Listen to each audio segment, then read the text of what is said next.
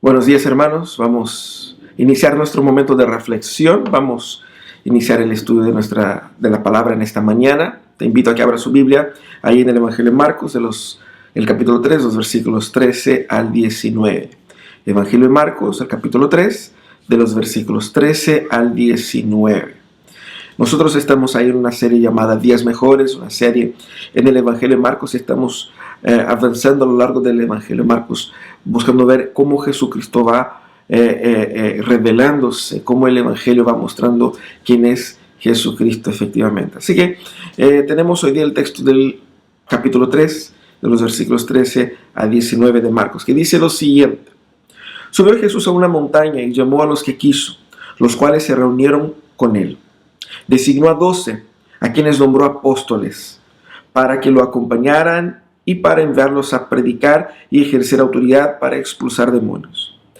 Estos son los 12 que él nombró: Simón, a quien llamó Pedro; Jacobo y su hermano Juan, hijos de Zebedeo, a quienes llamó Boanerges, que significa hijos del trueno; Jacobo y su hermano Juan, hijos de Zebedeo, bueno, eso ya leí; Andrés, Felipe, Bartolomé, Mateo, Tomás, Jacobo, hijo de Alfeo, Tadeo, Simón, el celote, y Judas Iscariote, el que lo traicionó. Este es el texto en el cual nosotros vamos a meditar en esta mañana. Te invito a una breve oración. Señor amado, nosotros vamos a estudiar tu palabra. Danos de tu sabiduría, gracia, de entendimiento de tu palabra, para que podamos ser conducidos también a la obediencia a ella.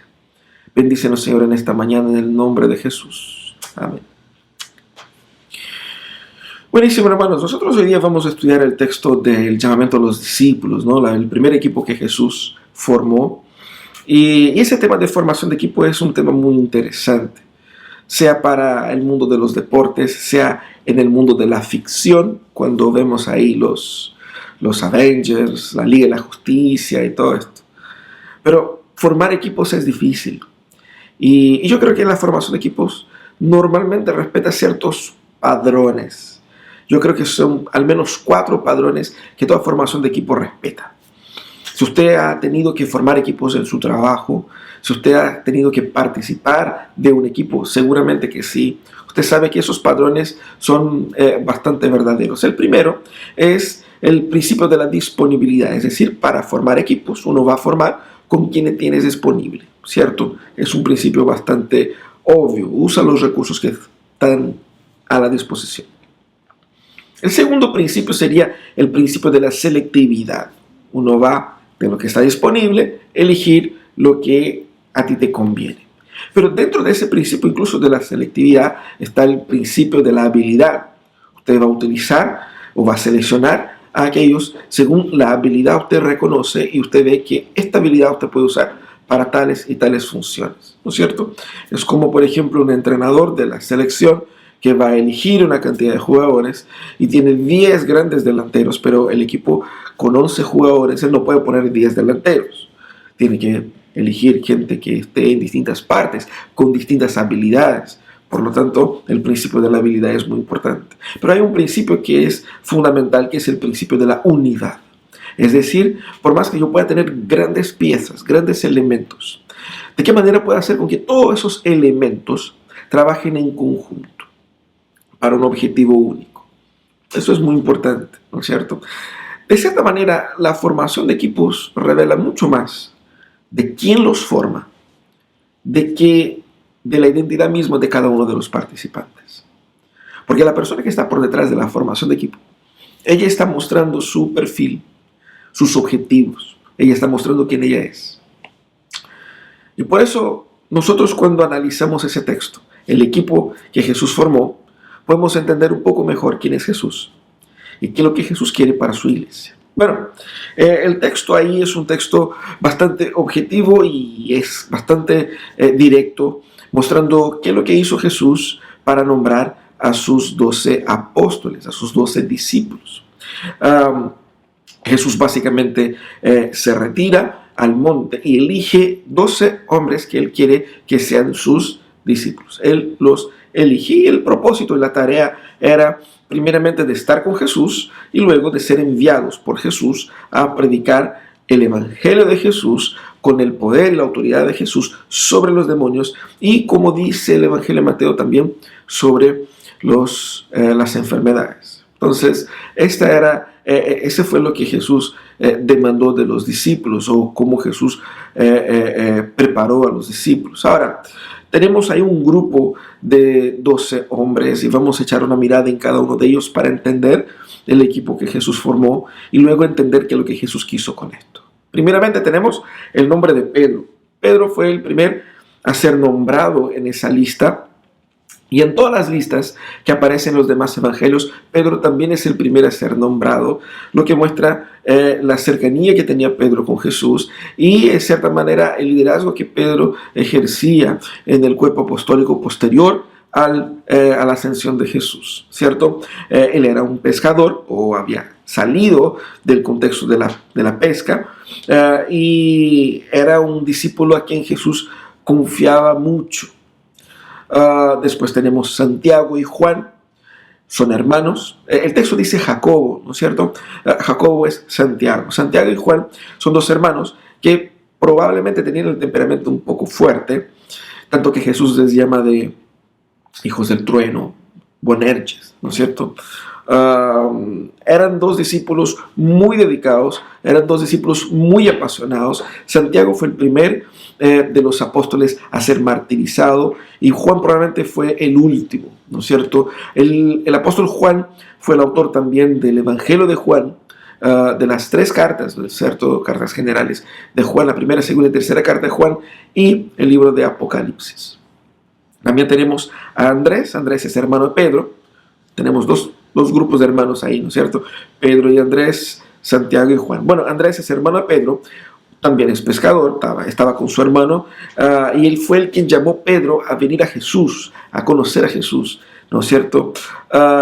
Andrés era muy amigo de Felipe, que es el siguiente en la lista. Felipe es conciudadano de ellos, de Betsaida, y Felipe fue quien llamó a Natanael a venir a Jesús, a conocer a Jesús. Ahí, como vemos en Juan, el capítulo 1, los versículos 45, más o menos.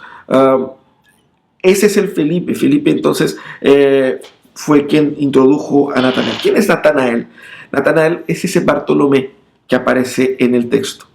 Ese Bartolomé es el Natanael de Juan 1, y es un hombre que, según dijo Jesús, un hombre muy piadoso, muy dedicado. Bueno, luego tenemos a Mateo. ¿Quién era Mateo? Mateo era el cobrador de impuestos, Leví, como hemos visto en el capítulo 2. Luego está Tomás. Tomás, que quedó con la fama de ser el apóstol, el discípulo que no creyó que Jesús había resucitado. Entonces la gente lo tilda por no tener fe. Pero Tomás hizo más cosas que eso, obviamente, y sí era un hombre piadoso, pese a ese episodio, quizás uno que otro más, ¿no es cierto? Luego tenemos a Jacobo. No sabemos más sobre él, nada más que probablemente era de baja estatura, era bajito, por eso le dicen Jacobo el menor. Tenemos a Tadeo, tampoco sabemos más sobre él, pero lo que sí sabemos es que muy probablemente ese Tadeo es presentado en otros evangelios como Judas, no como Judas Iscariotes, sino que un otro Judas. Habían 2 Judas en el grupo de Jesús y ese era uno de ellos. Aquí recibe el nombre de Tadeo.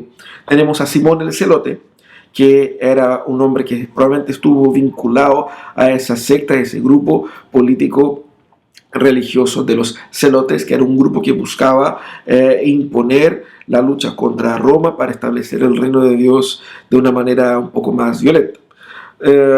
Y tenemos por fin a Judas Iscariote, que fue quien traicionó a Jesús. Y tenemos más información de Judas más al final de los evangelios, mostrando un poco su conducta y su carácter. Bueno, ese es el equipo que Jesús formó. Esa es la selección que armó Jesús. ¿Y qué podemos entonces decir de este equipo? ¿No es cierto? ¿Qué nos enseña básicamente la formación de este equipo? ¿Qué podemos aprender de la manera como Jesús formó y eligió a los 12 apóstoles. Yo creo que podemos aprender 4 cosas, y 4 cosas que se aplican a la realidad de la iglesia. Porque cuando Jesús elige a ese conjunto de personas, lo que está haciendo Jesús es consolidar el ministerio y la formación de su iglesia. Porque a partir del trabajo de estos 12 hombres, la iglesia estaría siendo establecida.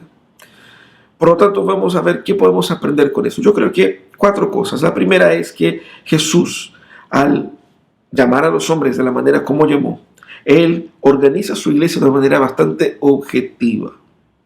¿Qué significa eso? Significa que Jesús llama a un grupo específico de personas, les da instrucciones específicas y establece un liderazgo claro y concreto, mostrando que la visión que tiene Jesús para su iglesia implica en un liderazgo objetivo y concreto y no en un movimiento sin forma, en un movimiento más movido por la emoción o en un movimiento estructurado, quizás pensando las jerarquías judías o la estructura política o un movimiento sin forma como quizás en nuestra cultura contemporánea solemos desear. Jesús organiza un grupo claro y al elegir a los 12, Jesús deja de elegir a un grupo más amplio. Tenemos que entender eso. Jesús va invitando personas a que lo sigan hasta aquí, a ese momento. Pero cuando llegue ese momento de las personas que seguían a Jesús, Él separa 12. Y dice, estos 12 son los que yo voy a entrenar. Estos 12 son los que yo voy a capacitar. Ellos son mis 12. Mis discípulos. Ellos son mi equipo. Y hacer eso, obviamente, Jesús deja de elegir a varios otros, ¿cierto? No sabemos exactamente cada una de las razones por las que Jesús llamó a este y no a este otro. Pero lo que sí sabemos es que Jesús tomó una decisión bastante directa de formar un grupo específico, limitado de personas y trabajar directamente con ese equipo. Eso implica en un movimiento, en una estructura concreta y no en un movimiento abierto, como quizás muchos de nosotros se imaginan la iglesia hoy, esperando que la iglesia sea más bien como un movimiento de personas que aman a Jesús, que están en el camino y que van siguiendo. Las estructuras son malas, las estructuras son una carga, las estructuras son algo que enfermizan a la iglesia. Por lo tanto, muchas personas han clamado en las últimas décadas por una iglesia con menos estructuras y con más personas. Es entendible ese pensamiento cuando por muchos años iglesias han vivido para mantener sus estructuras de liderazgo. Pero tenemos que ser concretos acá. Jesús no propone un movimiento sin forma, sin líderes, sin estructuras. Jesús organiza un movimiento claro aquí, concreto, organizado. Y la iglesia tiene ese perfil de ser una estructura organizada. Que no vive para la estructura, pero que tiene una estructura para beneficio del cuerpo. Eso es muy importante. Por lo tanto, tenemos aquí un liderazgo claro. Jesús se pone como líder, Él llama a quien quiere y quien no quiere. Y eso es muy importante. Jesús en ningún momento transa su liderazgo. Jesús en ningún momento pone en la mano de los discípulos quien quiera venir, quien quiera ser parte de esto. No hace una elección. Jesús asume para sí la responsabilidad de formar a sus discípulos y eso implica en que la iglesia de Jesús está pensada en una toma de decisión concreta, basada en conceptos, en ideas bastante concretas y no en sentimentalismos, que es como muchas veces nosotros esperamos que la iglesia sea constituida, ¿no es cierto? Más bien con una especie de qué es lo que dice la gente, cómo la gente siente. Jesús no se preocupa tanto por eso, no arma un grupo basado en subjetivismos, sino que arma un grupo basado en conceptos bastante concretos, aunque sean desconocidos para nosotros, pero sí son conceptos que vemos acá constituyen la formación de un grupo base. Bueno, eso es lo primero, ¿no es cierto? Jesús organiza su iglesia con un liderazgo claro, con un grupo bastante concreto, de una manera bastante objetiva. Lo segundo que vemos en ese texto es que Jesús organiza su iglesia con un liderazgo diversificado. Encontremos aquí en el texto personas de todo tipo. Lo más interesante que llama la atención es que nadie de este grupo encajaría en un grupo de discípulos de cualquier otro rabino de la época. Era aquí un grupo de personas que no se encajarían en ningún proceso de formación ministerial de la época. Por lo tanto, Jesús llama un grupo diferente. Es como si nosotros tuviéramos ahí un entrenador de la selección que llamara puros jugadores no profesionales para participar de los campeonatos de la selección. Sería un poco raro, ¿no es cierto? No sé ni siquiera si sería permitido, pero eso era básicamente lo que está pasando acá. Jesús entonces conforma ese grupo de gente que ya no era un grupo tradicional, elegible para los padrones de la época, pero aún encima, ni siquiera ese grupo era un grupo armónico en cuanto a su perfil, en cuanto a su estilo. Tenemos personas con posturas teológicas y sociales incluso opuestas. Ese es el caso de Mateo, que era un cobrador de impuestos, un hombre que trabajaba para el imperio, y Simón el Celote, que era un hombre que luchaba contra el imperio de una manera un poco más, incluso violenta, incluso agresiva. Tenemos esos dos extremos socio-religiosos dentro de un mismo equipo. Tenemos el que cobraba impuestos y el que pagaba impuestos. Tenemos la gente que era un poco más cercana al pensamiento de los fariseos, y tenemos aquellos que eran un poco más opuestos a los fariseos. Tenemos de todo. Y Jesús entonces, al formar ese grupo diferente, muestra que la diversidad de pensamiento no es en sí mismo un problema. Pero como vamos a ver acá, ella encuentra en Jesús esta unidad. Y es interesante porque Jesús no solamente forma un grupo con personas diferentes, pero también con funciones diferentes. No solamente las posturas de pensamiento político, social eran diferentes, pero también era diferente el estilo personal de cada uno. Unos eran más apasionados, otros eran más callados, algunos más tímidos, otros más valientes, otros no tanto. Entonces había una diversidad de estilos, lo que es natural. Pero lo que es interesante es que Jesús también distribuye funciones internas diferentes. Está claro en el relato de los evangelios que Pedro, Santiago y Juan, estos tres, era el núcleo interno del grupo. Jesús en muchas ocasiones estaba solamente con estos tres para eventos importantes. Por lo tanto, nosotros tenemos acá un grupo que es diverso, es diferente en sus pensamientos, un grupo que tiene una forma de ser diferente, que tiene funciones incluso diferentes, pero Jesucristo es el factor de unidad entre todos ellos, mostrando que todos pueden venir a Jesús. La iglesia está abierta para todos los tipos de personas. ¿Por qué? Porque Cristo termina siendo el modelo unificador de todas ellas. Es Cristo quien une. Porque aquí hay un concepto. ¿En qué punto ellos se unen? ¿En qué están de acuerdo todos ellos? Y Cristo es ese punto de contacto. Más que eso, Cristo es lo que transforma todos los diversos pensamientos y redime estos pensamientos a la esencia de lo que es el Evangelio. El Evangelio transforma todo eso. No es que estas personas van a ser homogeneizadas, transformadas en personas homogéneas, iguales unas a las otras, pero sí van a estar unidas por el mismo Cristo, unidas en el mismo Evangelio, trabajando en una misma visión. Cristo entonces es el modelo. Cristo organiza su iglesia con un liderazgo diversificado para mostrar cómo Él es quien debe prevalecer como padrón para nuestra conducta. También, en tercer lugar, vemos que Jesucristo organiza su iglesia con personas imperfectas. Es bastante evidente. Usted puede decir, bueno, cualquier persona que Jesucristo llamara implicaría en un equipo con personas imperfectas. Todos somos imperfectos. Bueno, eso es claro. Pero a lo largo de los evangelios, nosotros podemos ver con bastante claridad las fallas de carácter de todos los discípulos.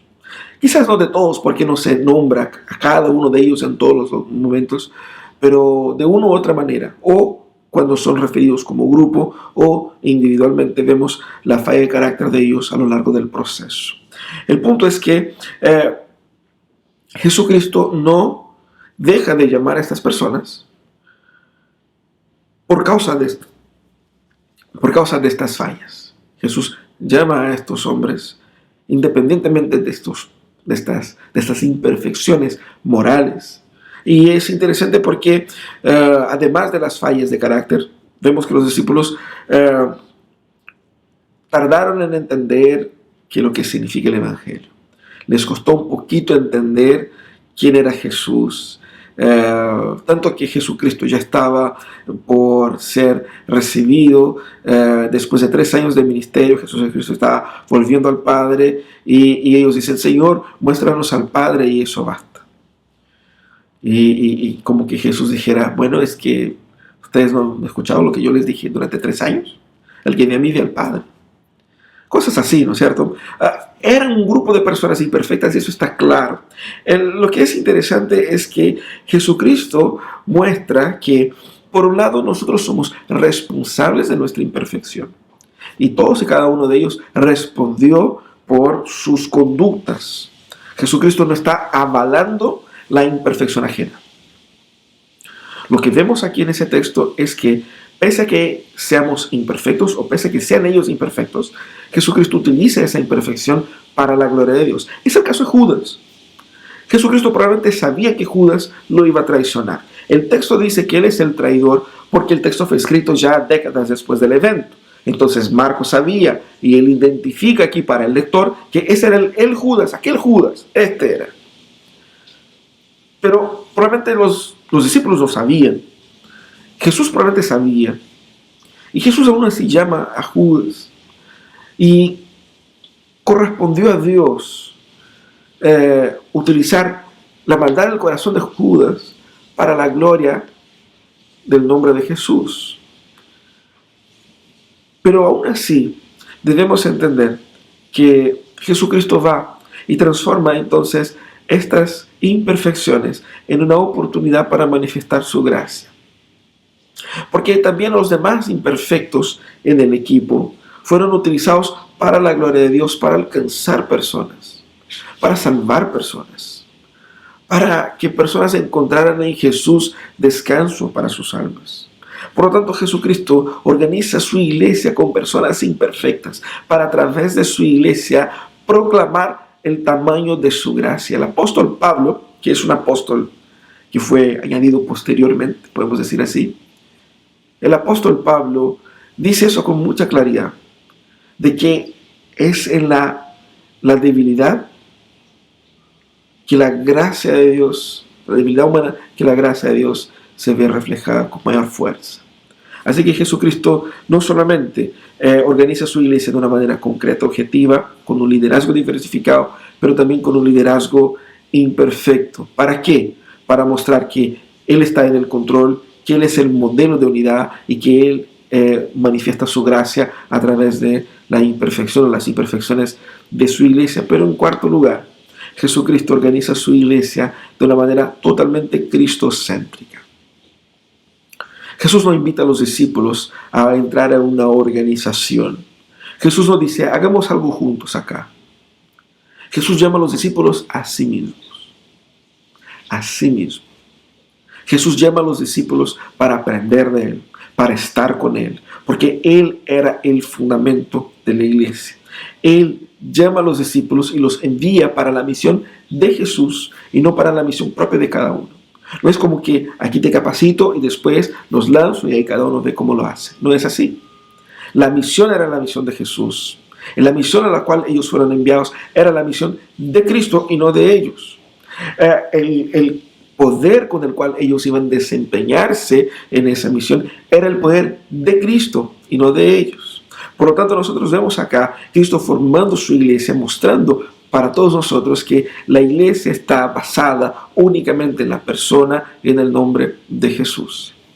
Buscamos muchas veces armar la iglesia de Jesús de una forma antropocéntrica, pensando en las necesidades de las personas y no en la identidad de Cristo. No es que pensar en las necesidades de las personas está mal, pero cuando yo lo hago en lugar de pensar primeramente en quién es Cristo para las personas, no estaré efectivamente y realmente pensando en ellas, sino que estaré pensando en mí, en cómo puedo agradar, cómo que yo puedo agradar a estas personas, cómo puedo tener a esas personas para mí. Y aquí es claramente lo que Jesús está mostrando. Jesús es el centro y no los discípulos. Jesús es el fundamento de la iglesia. Jesús es quien llena de significado la misión de los discípulos, la vida de los discípulos. Aquí tenemos un llamado claramente transformador, un llamado que es para Cristo, en Cristo y por Cristo. Eso es lo que nosotros estamos viendo aquí en ese texto. Jesús entonces organiza su iglesia de una manera cristocéntrica y no antropocéntrica. 4 cosas que aprendemos en ese texto. Que Jesús organiza su iglesia de una forma bastante objetiva, con un liderazgo claro, y el líder es Él. Jesucristo organiza su iglesia con un liderazgo diversificado, mostrando que todo tipo de persona es bienvenida en el reino de Dios. Pero en el reino de Dios hay un solo discurso, hay un solo modelo, hay una sola forma de vivir, y es la forma de vivir de Jesús. Vemos que Jesucristo organiza su iglesia con personas imperfectas, con pasados que no quieren ser recordados, con problemas de carácter, con problemas morales. Pero Jesucristo toma a estas personas, las restaura y las usa para su gloria. Y vemos también que Jesucristo organiza su iglesia de una manera totalmente cristocéntrica y no antropocéntrica. Él es el centro, Él es el mensaje, Él es quien debe ser proclamado y no yo. ¿Qué podemos nosotros aplicar en nuestras vidas a la luz de todo eso? Primeramente debemos entender que Cristo es la cabeza de la iglesia. Como cabeza, Él organiza su iglesia de manera muy objetiva, muy concreta. Él debe ser obedecido a través de los liderazgos que Él constituye. El liderazgo en sí no tiene poder, sino el poder que da Cristo. Es Cristo quien llama, es Cristo quien establece, es Cristo quien organiza. Por lo tanto, la iglesia tiene que ser una iglesia realmente organizada, no por padrones humanos, sino que como Jesús establece. No debemos entonces hacer de la iglesia lo que nos parezca a nosotros, sino que debemos obedecer el liderazgo de Cristo a través del liderazgo establecido por Él, mientras estos siguen fieles a su palabra. No tenga temor a las estructuras de la iglesia. Las estructuras están para servir al propósito de Cristo, mientras ellas sean fieles a la palabra del Señor. Pero no vivamos para las estructuras. No vivamos para mantener una estructura. Tenemos que vivir para la proclamación del Evangelio. Y no se hagan ilusiones de que podemos proclamar el Evangelio sin ninguna estructura. Eso no es verdad. Jesucristo muestra eso claramente. Él armó un grupo muy concreto y muy específico. Tenemos que entender también que Jesucristo llama a todo tipo de gente. Quizás con el tiempo nos hemos acostumbrado a un perfil del creyente, del canuto, de cómo viste, de cómo habla, de hacia dónde va. Ese perfil no es necesariamente un perfil bíblico. Debemos entender que Cristo sí llama a gente diferente, gente de la izquierda, gente de la derecha, gente del centro, gente pobre, gente rica, gente muy muy pobre, gente muy muy rica, gente indiferente, gente sensible, gente con problemas A, B o C. El Evangelio llama a todo ese tipo de gente, porque todas estas personas encuentran en Jesús un real significado, propósito para sus vidas y transformación. Tenemos que entender también que el Evangelio de Jesús, la iglesia de Jesús, es conformada por personas imperfectas. Muchos han tratado de construir la iglesia basada en una especie de un moralismo personal, en una autojusticia, pensando que somos más dignos de estar en la iglesia que otras personas. Algunos dicen que ¿qué hace esta persona en la iglesia? Porque mira cómo vive. Quizás algunas personas deciden así pasar por un proceso de disciplina, exhortación y aprender del Señor. Pero lo que vemos es que todos nosotros hemos sido llamados por Jesús a pertenecer a la iglesia de Jesús y somos todos igualmente imperfectos. para que la gracia de Jesús abunde en nosotros, para que la gracia de Jesús llene nuestros corazones y nos use para la gloria del nombre de Jesús. Nosotros también debemos entender que la iglesia de Cristo no gira en torno a personas. Hemos personalizado demasiadamente la iglesia de Jesús. Hemos buscado muchas veces la promoción de nuestro propio nombre. Hemos seguido a varios nombres más que a Jesús. Quizás hemos peleado por nombres, por personas, y no hemos perseverado tanto en la obediencia a Jesús. No se trata de mí, no se trata de ti. Muchos quizás están resentidos con la iglesia porque sienten que no les han dado mucha atención, sienten que la gente no me quiere, la gente no me pesca, yo no tengo espacio. Usted ha escuchado todo ese tipo de cosas. La pregunta es, bueno, ¿para qué estoy acá? ¿Para quién estoy acá? ¿Estoy aquí buscando una autosatisfacción? ¿O yo estoy aquí para encontrarme con mi Salvador? Para vivir para Él. La iglesia es para Jesús, no es para nosotros. La iglesia es de Jesús y no de nosotros. Pero la iglesia trae beneficio mayormente para todos nosotros, porque es en Cristo donde encontramos paz, perdón, gracia, restauración. Así que tenemos que entender eso. La iglesia tiene que ser cristocéntrica. El mensaje es el mensaje de Jesús. Y no el mensaje que va a agradar mi corazón. Es el mensaje que va a transformar mi corazón. Cuando sea incluso cosas que a mí no me agradan.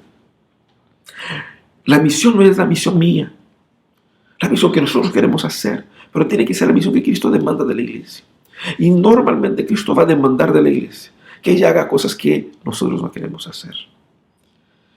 Pero al fin y al cabo todo se trata de Jesús. Ese es nuestro mensaje. Ese es el contenido de nuestra historia y eso es lo único que tenemos para transmitir, la persona de Jesucristo. Necesitamos tener un corazón más entregado a la iglesia de Jesús, tal cual como Él la diseñó, para aprender con Jesús, para servir a Jesús, para ser enviados como Jesús nos envía. Vamos a orar, vamos a pedir que Dios nos bendiga y nos permita disfrutar de una conciencia más clara, más entendida de lo que es la iglesia verdadera. Señor amado, nosotros estamos agradecidos porque tú nos permites aprender de ti. Señor, muchas veces hemos hecho de la iglesia una organización meramente humana, llena de ideas humanas, distante de la persona y de los ideales de Jesús. Ten misericordia, Señor, de nosotros, danos de tu gracia, para que podamos entender que esta iglesia que estás formando es pensada por ti, para ti y en ti. Ayúdanos, Señor, a tener corazones más misericordiosos con nuestros hermanos, a ver la gracia de Jesús siendo manifestada en tu iglesia. Ayúdanos, Señor, a seguir a Jesús como modelo nuestro, modelo de unidad, modelo a ser imitado. Ayúdanos, Señor, a entender que esas estructuras están para nuestro beneficio, pero que no debemos vivir para ellas. Ayúdanos, Señor, a entender que todo se trata de ti. Te alabamos, Señor, en esta mañana y te pido, Señor, por cada persona que está unida ahora en nuestra transmisión, que tu, Señor, pueda obrar gracia y salvación en sus vidas, animándoles, Señor, en su jornada, y que podamos unirnos más como iglesia, pese a la separación que esta pandemia nos impone. Te agradecemos por todo en el nombre de Jesús. Amén y amén. Muchas gracias, hermanos. Nosotros entonces pasamos a un último momento de adoración, de alabanza. Vamos a preparar nuestros corazones para ir terminando nuestro culto. Y al final nosotros terminaremos con una oración final y nos encontraremos en Zoom en un ratito más. Que Dios nos bendiga.